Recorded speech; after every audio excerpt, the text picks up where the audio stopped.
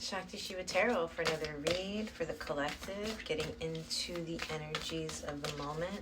Chili is on the table. I already did a pre-shuffle. Some cards came out from the decks that I pre-shuffled from. Swag is trying to escape, but he's SOL because I already started the reading and the door is closed. So unless Chili opens the door for him, he ain't getting out. The underworld. He's stuck in the underworld for now.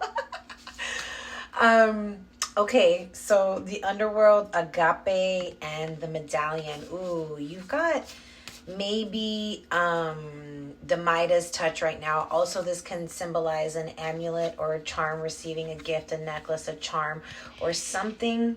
You see, Chili knows how to open doors. That was Chili. And now there goes Swag. You could be receiving a medallion or I want to say an amulet, like an heirloom, something that was passed down. Ooh, maybe for some of you, this is like a passed down heirloom, like a necklace or a piece of jewelry, a bracelet, even a potential ring, like an engagement ring or a wedding ring or something that was passed down from an ancestor and has been passed down throughout your ancestry. And it's going to be now given to you. So you are about to be receiving this gift or a gift. We've got agape, which is unconditional love. So the underworld, I feel like with this underworld and the agape coming out and the medallion coming out, I feel like those of you watching, have been through the ringer. You've been through hell.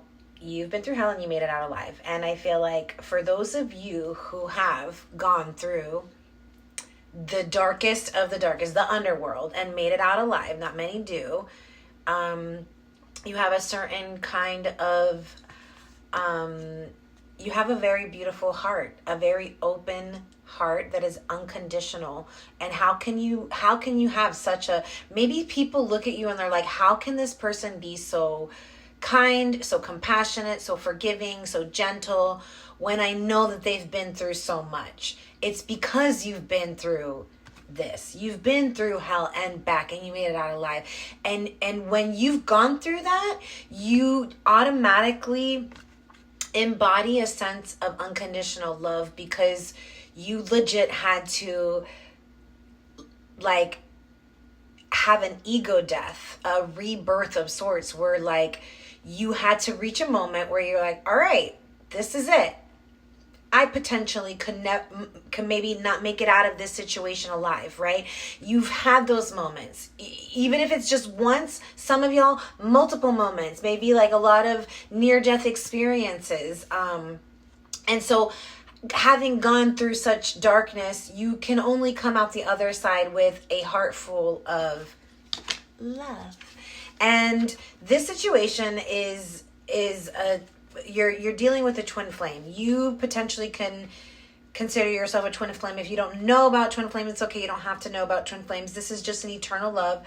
You are going to reconcile with somebody who feels like a reincarnation of yourself. Like you guys have reincarnated. Like you're going to feel familiar with this person. Like we've done this before. How can I love you so much so quickly? It's because that soul remembers the love from past reincarnations, from past lives together.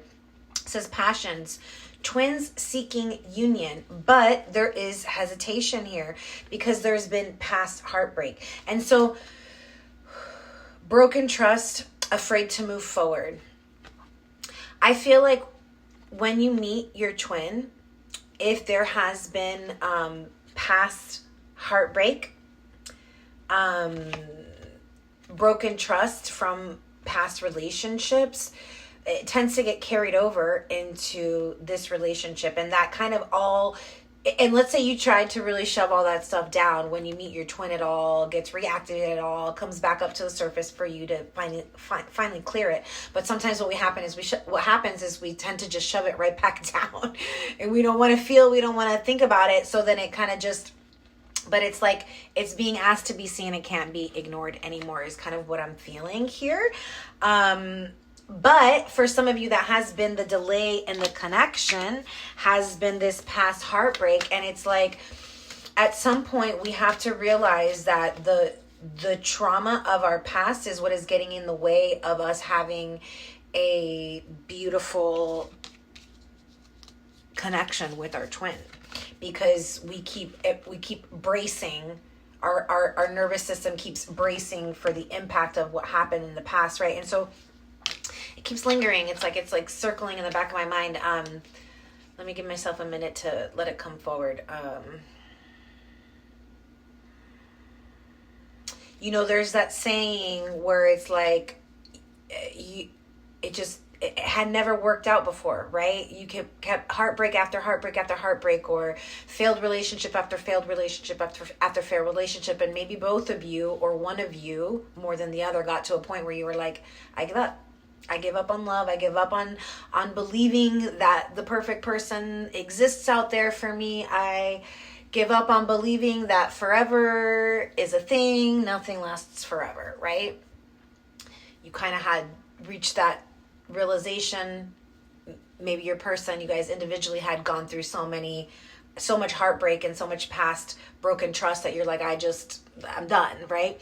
And then enters your twin, and it like transforms all of that, because now it's like, here enters this person that you're like, well, crap, bro. Like, here I just shoved everything to the wayside, said that I was never going to want to fall in love again. And here I am being asked to take a leap of faith with somebody that I just met, a stranger that feels like super familiar, and they activate all of my senses, my passions, but also my shadows, my triggers and things. And it's like, you're faced with this, right?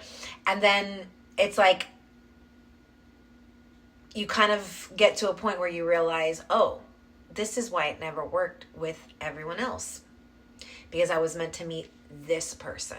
And you might not have that realization right away. It might come later, years later, months later, but it's like, you all of a sudden have this realization, this is why it didn't work out with anybody else, because this is my real person. And I would have never made it here to be in front of this person had I stayed in that past relationship, had that past relationship broke my heart, or betrayed me, or abandoned me, or whatever the case may be, right?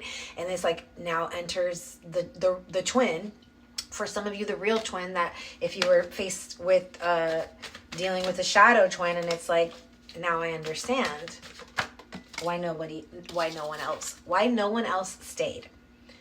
I feel like I don't know who I am anymore. And for some of you, you or your person are still in the underworld, still in that dark night of the soul, still figuring, learning themselves, learning the truth about their self. That is the number one call, is to know thyself. Look at that. And then comes marriage. Legal partnership, commitment, marital bond, and societal contract. This relationship leads to marriage. And you guys are already married in the soul realms, but for some of you guys, maybe that's part of the block, is that you were married to a karmic, or your person was married to a karmic. And so that needs to get cleared, that needs to get handled before you can actually move into partnership with your twin flame. But I feel like, for the most part, those of you that are watching, your twin flame is about to enter the scene. And if you've been wanting commitment, marriage with your divine counterpart, with your twin flame, that is about to enter the scene. It's happening. But, I cheated you out of real love. I ghosted you because of my own insecurities. And this is where that underworld comes, right? They don't know who they are. Their insecurities from their past heartbreaks and their broken trust from the past relationships, like I said, get activated heavily when they meet the love of their life, that soul person that, it's like all of a sudden now they're faced with those traumas again.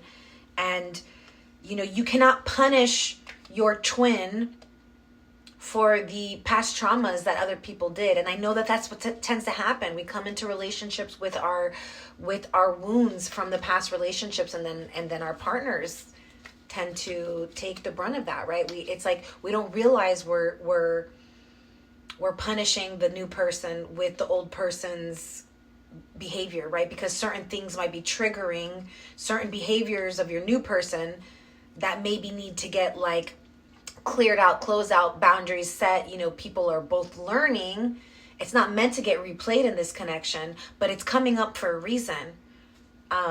My heart always comes back to you even when I don't want it to. And they don't want it to because they're still in the underworld running away from themselves. They don't know who they are. All right, I'm just going to get a few more from here and then get into the other cards.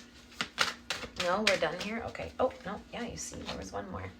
I love you, but I'm afraid to reach out and have you reject me. And that's their biggest fear, is the fear of rejection. Is because they know that they ghosted, right? They were the ones that ghosted. It said, I ghosted you because of my own insecurity. I cheated you out of love. And they want to reach out to like patch things up, but they're afraid that you're gonna ghost them back, right? That would be the rejection. So we've got 7th house partners. This is definitely a partnership. You guys are, I feel like, learning how to have a healthy partnership with each other because you guys have both been in unhealthy relationships. That's what the past heartbreak, the broken trust. This is a destined connection. You guys are destined to come together. So you just have to surrender to the flow of what wants to come through. Symbiosis, trine, sextile. What is trining? This means there's positive energy. Energy that is bringing this partnership, this destined partnership, back together. And like I said at the very beginning, for some of you, it could be getting engaged, getting married, having that heirloom, right? That for some of you, it's a specific ring that has been passed down or is some form of an heirloom. It's an engagement ring that there's significance to it, okay? There's significance to this ring. Your rings are very significant. Yod, destiny, marriage. You guys are destined to marry this person. And maybe it's going to take a specific cosmic... There's something... Look to where your 7th house, if you know your person's birthday. If you don't, I would say look to where your 7th houses line up with each other in your chart. Like what falls in your 7th house and what falls in their 7th house when you put your charts together.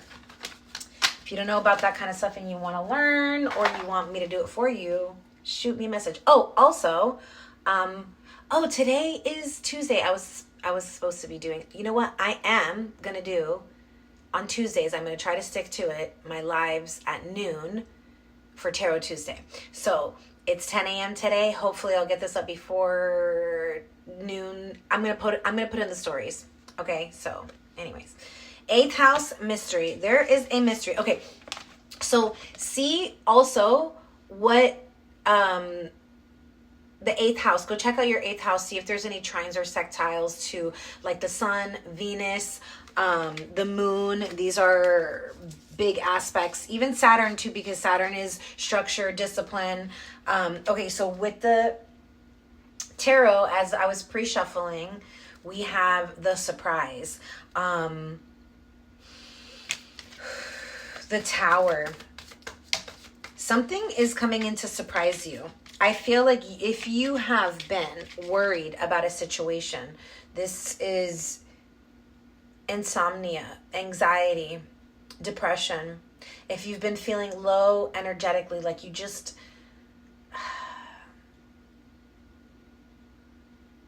I feel like you are just like, you're looking for answers, but you're like, where are they? What's going on? Why can't I see you? Why don't, like, there's a lot of confusion. You don't know what to do. You feel like you just want the answers to be given to you. And I feel like that's part of the mystery. You're not meant to just be given the answers. You're meant to search within yourself. This is about you connecting to your truth and your intuition. And sometimes our spirit guides or God, the divine creator shuts off all of our spiritual resources or breaks all of those spiritual resources down because we're attaching to them instead of going within and feeling and receiving what our heart truly desires. What does my heart and soul desire? I've got to shut everything else off in order to feel and know what that truth is. So I feel like that's the mystery that spirit is asking you to go down this, because there's a passionate new beginning that is trying to come through for you. And I feel like it is, Spirit wants it to be a surprise. So you're not going to have access to some kind of information. You're not going to know. It's going to be blinded. Even if you have been always somebody who just knew things or had the foresight to see 10:10 on the time, on the clock. Yeah, your divine is trying to surprise you. So stop trying to figure it out with your mind and just allow yourself to receive whatever wants to come through.